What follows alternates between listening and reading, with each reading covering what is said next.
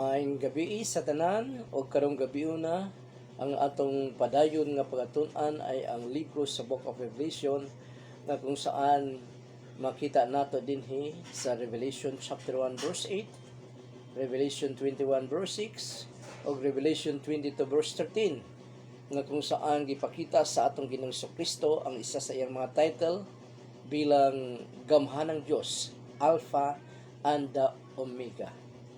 Alpha and the Omega. Isa sa mga titles sa Ginoong Hesus nga gigamit niya sa iyang kaugalingon mao ang Alpha ug ang Omega. Ang word nga Alpha mao ang first letter sa Greek alphabet ug ang Omega naman mao ang last letter sa Greek or Z, Greek alphabet or Z sa English. E to Z, E and G. So, ang atong Ginoong Kristo, siya ang Alpha and Omega nga title kini kung saan makita usab kini nato sa nga mausab kini ang title sa Dios Amahan. In other words, ang una ug ang ulahi ang sinugdanan ug ang katapusan sa Greek alphabet. Nganong Greek alphabet man ang atong gibasihan niini dahil ang New Testament nga Bible ay nasulat original nga nga pagkasulat kini sa Grego dahil ni anang panahona sa 1st century AD ang Israel ay under sa Roman Empire o ang Roman Empire ay ang language nga ilang gigamit ay ang Grego nga language. So buot ipasabot ang Ginoong Hesus ang una sa tanang mga butang ug ang katapusan usab niini. Una siya sa tanang mga butang dahil ang tanang mga butang gumikan kaniya nangahimo man. Pinaagi kaniya nangahimo. Revelation chapter 1 verses 7 to 8 mo ning giingon, behold, he is coming with the clouds. So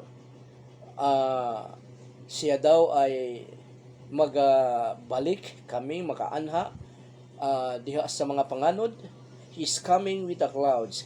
In sa kininghi ang atong Ginoong Kristo. And every eye will see Him.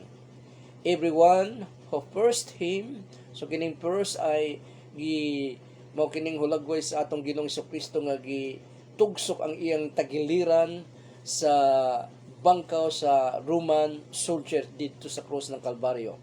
So mato ba din every eye will see Him, everyone who first Him, and all tribes of the earth will wail on account of Him, even so, Amen.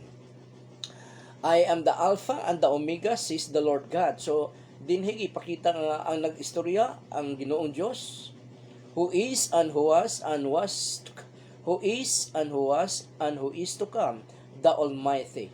So, ang God the Father, wala tayo mabasa sa pulong sa Ginoo sa written word nga nasa Bible nga siya ay magabalik o mubalik nining kalibutan na dahil hindi naman siya personally or physically mianhin ning kalibutan na ang atong Ginoong Kristo lang.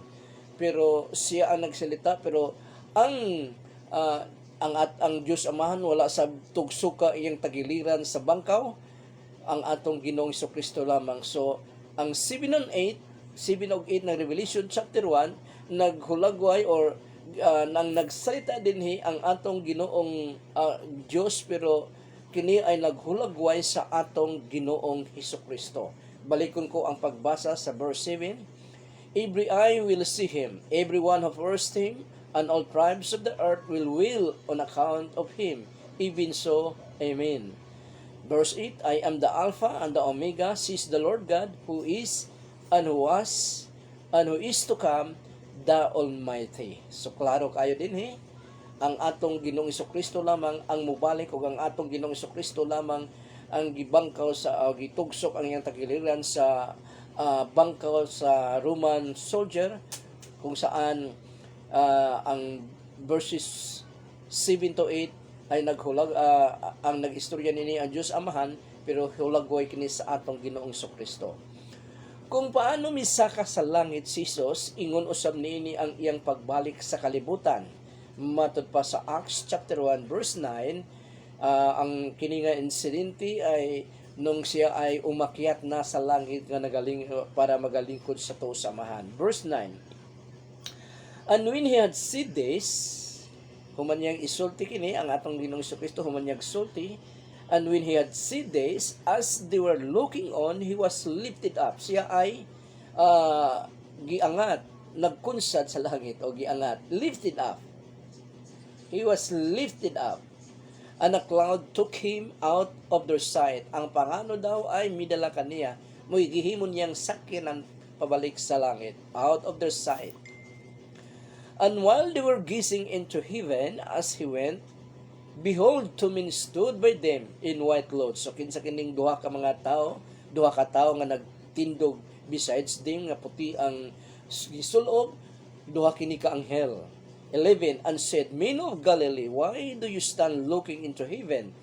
This Jesus who was taken up from you in heaven will come in the same way as you saw him go into heaven. So buti pasabot ang atong Ginoong Kristo kung paano siya gidala sa panganod pabalik ngadto sa langit, sayang pagbalik sinap na usab siya sa panganod nga mutunob nining yuta.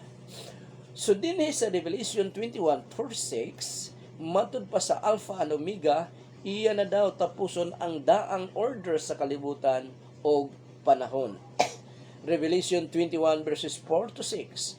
Mao ning giingon din Verse 4, He will wipe every tear from their eyes. Iya daw pagapahiran ang mga luha sa ilang mga mata. So kini nga pinulungan ay halos figure of speech. Tapos niya na, there will be no more death or mourning or crying or pain, for the old order of things has passed away. So wala na kasakit, wala ay kamatayon. So unsa kini nga hulagway kini sa mga tao dito sa lugar nga giandam sa atong Ginoong Kristo, ang bag-ong langit ug ang bag-ong yuta. Verse 5. He who has seated on the throne said, I am making everything new. Ang nagalingkod daw sa trono, miingon nga iyang buhaton ang tanan nga bag-o. I am making everything new. Then he said, Write this down, for these words are trustworthy and true. Verse 6, he said to me, It is done. I am the Alpha and the Omega, the beginning and the end. So, siya ang Alpha ug Omega, ang sinugdanan ug ang katapusan. Sa Revelation 22 verse 13, ato na sa mabasa din ang Alpha ug ang Omega. Gitawag sa Ginoong Hesus ang iyang kaugalingon nga first and the last. Buti pasabot siya ang reason sa atong pag-exist nining kalibutan og the last reason of our existence. Matod pa din I am the Alpha and the Omega, the first and the last, the beginning and the end. Siya ang sinugdanan o ang katapusan. Siya ang first tungod kay siya ang nauna sa tanang mga butang o tanang sinugdanan. O siya nagapadayon hangtod sa kangturan. O walay katapusan kay siya man ang katapusan sa tanan o ang katapusan mismo. Ang sinugdanan nagikan sa atong Ginoong Kristo o ang katapusan iyang hawak. Ang katapusan anaa kanya mismo. Hebrews chapter 13 verse 8 maoning giingon sa pulong sa Ginoo. Jesus Christ is the same yesterday and today and forever. So walay pagbago ang atong Ginoong Kristo. Kung kinsa siya kaniadto, mausab siya karon ug mausab siya sa umaabot. He is the same yesterday and today and forever. Mauna ang atong Ginoong Kristo. He is the Alpha, ang tunga-tunga og ang Omega. Sinugdanan, tunga-tunga og ang katapusan. Past, present, future. Mao kana ang atong Ginoong Kristo. Kung ang Ginoong Hesus ang atong ma-achieve or ma-attend sa atong kinabuhi, we are at the highest and last of our attainments. Dahil siya ang reason kung nganong may exist kita. We exist to glorify Him. Mao na ginawa na gilain. Wala kita mo exist para sa atong kaugalingon, para mahimaya ang atong kaugalingon, kung dili ang atong Ginoong Kristo lamang.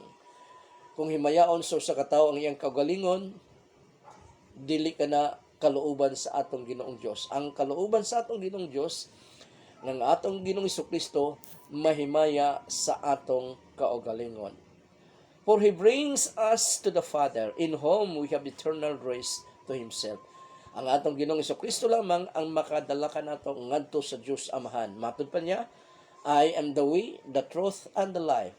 No one can go to the Father except through me. Busa dapat yun nga walay maka-outlast sa Ginoong Hesus sa atong mga kaugalingon or sa atong kinabuhi. Matud pa sa Matthew chapter 10 verse 37 to 39, He who loves father or mother more than me is not worthy of me. So kinsa daw ang nahigugma sa iyang mga ginikanan, labaw pa sa atong Ginoong Kristo, dili siya angayan nga mahimong Kristohanon o disciple sa atong Ginoong Kristo. He who loves father or mother more than me is not worthy of me. And he who loves son or daughter more than me is not worthy of me. And he who does not take his cross and follow me is not worthy of me. He who finds his life will lose it, and he who loses his life for my sake will find it. So dinhi gideklara sa atong Ginoong Kristo ang nga siya dapat ang pinakasentro, pinaka-goal sa bawat kinabuhi sa usa ka tawo. Kung dili daw ang usa ka tawo mag-antos para kaniya, dili kini angayan kaniya.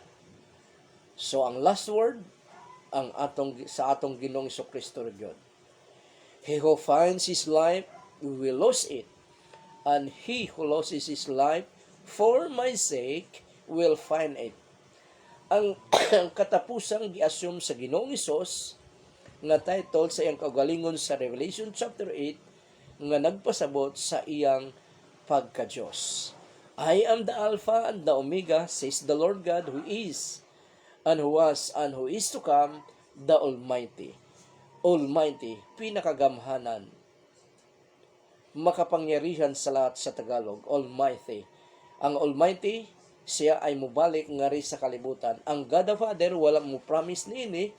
Matod ko pa kanina, wala tayong mabasa sa Bible nga ang God the Father mubalik nining kalibutan na ang atong Ginoong Hesukristo lamang dahil siya milakaw ni ining kalibutan na o nagpromise siya nga mubalik siya nining kalibutan na.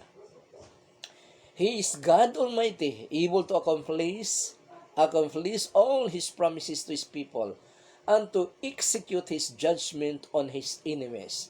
Matod pa sa Book of John, nga gihatag sa Diyos Amahan ang authority sa pag-judge sa tanang buhi man o patay nga mga tao, ang atong Ginoong Kristo ang mo-judge ro giniini. Because nga naman, He is the Son of Man. Isa sa iyang mga title ay Son of Man. So siya ang angayan nga mag-judge sa mga tao, buhi man kini or patay. So sa unsang pagihan nga mahimong Alpha and Omega ang Ginoong Hesus sa atong kinabuhi? Paano ito mangyari? Number 1, sa paghimo kaniya nga first priority sa atong kinabuhi, labaw sa tanan. Siya gid ang una, siya ang pinaka-importante, ang atong Ginoong Kristo. Munang diha na dayon ma-define, diha na dayon ma-solusyonan ang pamaagi nga mahimo siyang Alpha and Omega sa atong pagkatao. Colossians chapter 1 verse 16 to 18 mao ning gingon ni Apostle Paul, guided by the Holy Spirit, for in Him, kinsa ning Him, si Jesus Christ. For in Him all things were created. Ang tanang butang nangahimo tungod kay Jesus Christ. In heaven and on earth, sa tibuok universo, visible and invisible, whether thrones or dominions, or principalities or authorities. All things were created through Him and for Him. Ang tanang mga butang gibuhat pinaagi kaniya o para kaniya. Gibuhat kita sa atong Ginoong Dios pinaagi kay Jesus Christ o para maghimaya kay Jesus Christ. All things were created through Him and for Him. He is before all things, and in Him all things hold together. Ang tanan nga panahon, ang tanan nga mga kabituonan sa universo ay nagadagan subay sa iyang linya tungod sa atong Ginoong Kristo. Munang ingon siya dinhi, He is before all things, and in Him all things hold together. He is the head of the body. Siya ang ulo sa bawat Kristohanon.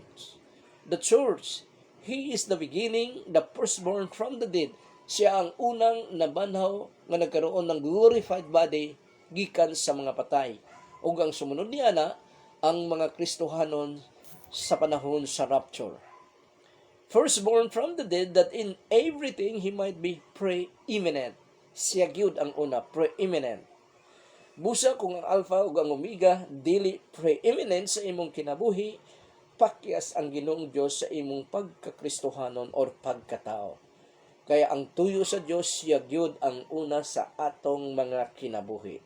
Paano siya maging mauna? Paano siya mahimong una sa atong kinabuhi? Pinaagi sa paghimo nato kaniya nga first priority sa kada adlaw sa atong kinabuhi. Dili kita, dili sino pa man, siya gayod. Amo nang naay mga tudlo nga pagmata sa buntag, pasalamat sa Ginoo, pangayog guidance sa Ginoo, o para ang tibok adlaw mo ay maging maayos, guided by the Holy Spirit, guided by His written word. Muna nga siya ang permiro, ang tanang pagabuhaton mo sa adlaw-adlaw ay para sa atong Ginoong Dios, dedicated to the Lord Jesus Christ. Muna nga busa kung ang Alpha ug ang Omega dili preeminent sa imong kinabuhi, pakyas ang Ginoong Dios sa imong pagkakristohanon or pagkatao. Sa unsang pagihang nga mahimong Alpha and Omega ang Ginoong Hesus sa atong kinabuhi. Number 2, kung ihatag una nato ang atong kaugalingon ngadto sa Ginoo by way of submission. Dunay usa ka insidente dinhi sa New Testament nga kung saan ang Mother Church sa mga Kristohanon sa Israel nagkaroon ng crisis financially. Ang usa sa lugar sa mga Kristohanon sa Corinto nga kung saan dili Corinto, Macedonia, kung ako na sa iyo ay Macedonia. Bisan sila ay naghirap din sa kalisdanan, pero nangamuyo sila ang taga Macedonia kay Apostle Paul nga mahimong partaker sila sa tabang ipadala ngadto sa Mother Church sa Israel. Bisan tuod og sa paghatag ang panghitabo dinhi, pero makita nato ang pagka hatag submission nini nga mga Kristohanon ngadto sa atong Ginoong Dios, kay kini mauman ang iyang kabubuton. Dinhi nato kini mabasa sa 2 Corinthians chapter 8 verses 1 to 5. Matod pa dinhi verse 1 ng 2 Corinthians chapter 8. Moreover, brothers, we make known to you the grace of God, which has been given to the churches of Macedonia. Grasya sa Ginoo nga gihatag sa mga Kristohanon sa Macedonia, that in a great trial of affliction, the abundance of their joy and their deep poverty abounded in the riches of their liberality. So bisan sila og sa grabe nga kahirapan financially, nagkaroon sila ng kalipay nga mohatag mo participate sa paghatag sa nagkaroon ang kailangan ng tabang dito sa Mother Church sa Israel. Verse 3, for I bear witness that according to their ability, and beyond their ability, they were freely willing, begging us earnestly for the favor of taking part in the relief of the saints. So, beyond their ability, sila ay naghangyo pag-ayo nila ni Apostle Paul nga mahimong partaker sa tabang nga ihatod ngadto sa Jerusalem. Verse 5, and that not only in the way we had expected, but first they give themselves to the Lord. So unsa gingon dinhi, unang-unang gihatag nila ang ilang kaugalingon ngadto sa atong Ginoong Dios, ngadto sa atong Ginoong Kristo, and to us also in accordance with God's will. So sa kalooban sa atong Ginoong Dios di ay ang ilang ginabuhat. Muna nga unang-unang ilang gibuhat, gihatag nila ang ilang kaugalingon ngadto sa Ginoo, Og matod pa din sa verse 5, and that not only the way we expected, but first they give themselves to the Lord and to us also, maging sa kina Apostle Paul, in accordance with God's will, ayon sa kalooban sa atong Ginoong Dios. Ang mga Kristohanon sa Macedonia sama sa Philippi, Thessalonica, Berea, nga miagi sa grabe nga mga kalisdanan financially, pero sa dihang nagkinahanglan og tabang ang mga Kristohanon sa Jerusalem nga ilang mother church, nag-action dayon sila positively. 2 Corinthians chapter 8 verse says 1 to 2, moreover, brothers, we make known to you the grace of God, which has been given to the churches of Macedonia, that in a great trial of affliction, the abundance of their joy and their deep poverty abounded in the riches of their liberality. Naghangyo silag maayo kanila ni Apostle Paul, nga unta tagaan silag higayon, nga makashare usab sa pagtabang sa mga nanginahanglan sa Mother Church ngadto sa Jerusalem. 3:4 ng chapter 8 ng 2 Corinthians, for I bear witness that according to their ability, yes, and beyond their ability, they were freely willing, begging us earnestly for the favor of taking part in the relief of the saints. Ang ilang pagtabang sobra pa sa ilang kakayahan. Nahimo nila kining tanang Kristohanong binuhatan, kay una man nilang gihatag ang ilang kaugalingon ngadto sa Ginoo ug sa ilang mga leaders nga kabubuton naman usab sa Ginoong Dios. 2 Corinthians 8:5, and that not only in the way we had expected, but first they give themselves to the Lord and to us also, in accordance with God's will. Himua ang Ginoong Hesus nga Alpha and Omega sa imong kinabuhi, pinaagi sa paghalad sa imong kaugalingon ngadto kaniya by way of submission sa iyang written word nga nasulat sa Bible.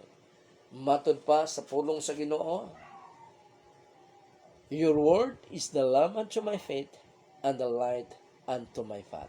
Himuag yun nga ang pulong sa Ginoo mao ang magagabay kanimo sa adlaw-adlaw nimong pagkinabuhi.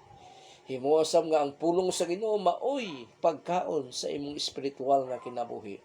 Matod pa sa atong Ginoong Hesukristo, your words is the lamp unto my feet and a light unto my path. Kung wala, matod pa sa Matthew 4:4, dili lamang sa tinapay nabuhi ang usa ka tawo, kundi sa pulong sa Ginoo naman din nga nagikan sa baba sa atong Ginoong Dios. Himua nga ang pulong sa Ginoo mahimong kalipay sa imong kinabuhi. Matod pa ni Jeremiah, when I saw your word, I eat it, because this is the joy of my life. Sumurag ingin ana sa Jeremiah chapter 15 verse 11, kung ako masayo, or 16 verse 11. Sumana, mga igsoon, ang atong Ginoong Hesukristo ay Alpha and Omega ba sa imong kinabuhi? Siya ba ang pinakasentro sa imong kinabuhi? Siya ba ang priority sa imong kinabuhi? Matod pa sa atong Ginoong Hesukristo sa Matthew chapter 6 verse 33, seek ye first the kingdom of God and His righteousness, and all the things you needed will be added unto you. Daghang salamat kayo mga igsoon, o daghang kayong salamat sa tanan